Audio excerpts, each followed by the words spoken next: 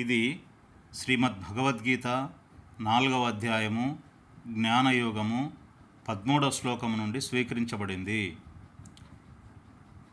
చాతుర్వర్ణ్యం మయా సృష్టం గుణకర్మ విభాగశః తస్య కర్తారమపి మాం విద్యకర్తారం అవ్యయం. ఇందులో శ్రీకృష్ణ భగవానుడు స్పష్టంగా గుణములను బట్టి 4 వర్ణములుగా విభజించడం జరిగింది.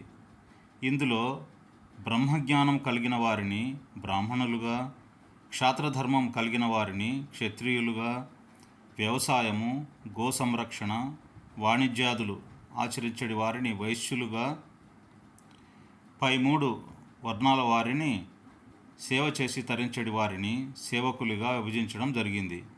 వీరందరూ వారి వారి కర్మలను బట్టి గుణముల ఆధారంగా సృష్టించడం జరిగింది. సత్వగుణము, రజోగుణము, తమోగుణములు ప్రధానము. వారి పుట్టుక బట్టి కాదు. నాచే సృష్టించబడిన వీరందరూ శాశ్వతుడను పరమేశ్వరుడను అయిన నన్ను వాస్తవముగా అకర్తగా, నిర్వికారునిగా, ప్రకృతికి అతీతునిగా తెలుసుకొనవలెను. జై గురుదేవ్. ఓం శ్రీ గురుభ్యో నమః.